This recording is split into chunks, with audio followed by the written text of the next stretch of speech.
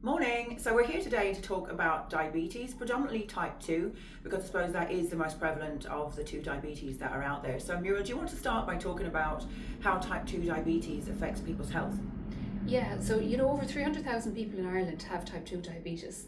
And that's literally like even without the people that we know and the pre diabetic. So it comes in front of me, it's presented to me every day here in clinic.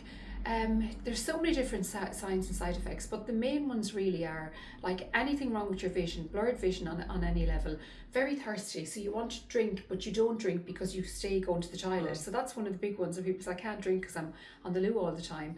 Being very tired is another one.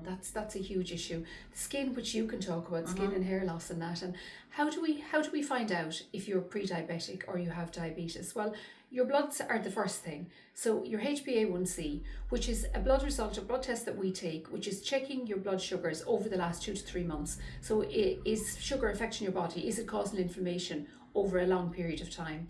What can we do about it? So we can work on it, Charlotte. You see that every day. We talk about patients here every day, about what we need to do and, the results that we need to get. 4 out of 5 people that come through me, if their blood sugars are elevated, so if they're pre-diabetic, the blood sugars are elevated. If they have diabetes, they're well elevated.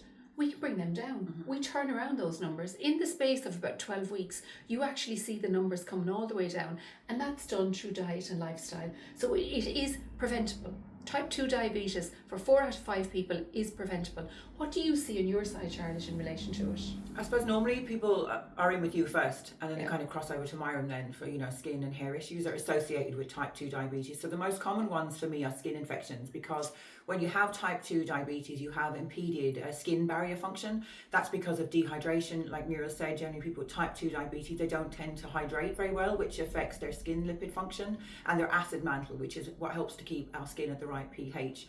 So basic things like lack of moisturization. So when you have type 2 diabetes, you need to moisturize from head to toe, because if you get cracking on the heels, for example, which is very common, infection seeps in because it's our feet. Sometimes we walk around barefoot. Invading pathogens can get in and cause an infection. So if you don't have type 2 diabetes and you have cracked heels, it's not a big deal. Most of us do. But if you have diabetes and that pathogen gets in, it can turn to an infection. And because you have impeded circulation already, it can be really difficult for your immune system to fight that infection. And that's when things like gangrene set in, and you quite often hear of people with type 2 diabetes having a foot or even a leg amputated, and it's because of bacterial infection.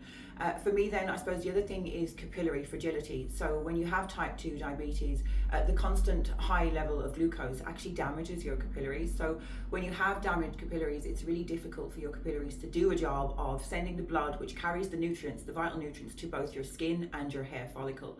So your skin starts to suffer from nutrient deficiencies, and more commonly we'll see male pattern baldness in people with type 2 diabetes because their follicles are deprived of those nutrients that are vital for healthy hair growth.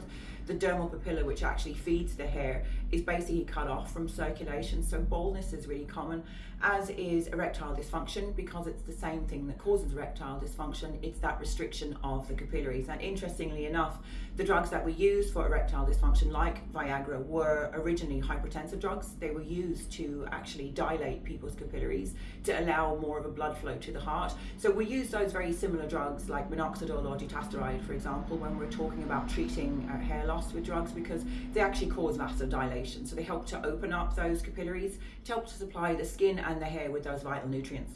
Yeah. So I suppose the bottom line is the only way you're going to know is you have to get tested. Is there can the outcomes be good? Yes, the outcomes can be very good. So if you're tested and you want to know more, or you want to feel that you need to get your numbers back, just give us a shout. It's 062 88002. Either one of us will answer the phone, and either one of us will chat you through the whole piece of how it works. Okay, have a great day. Bye. See ya.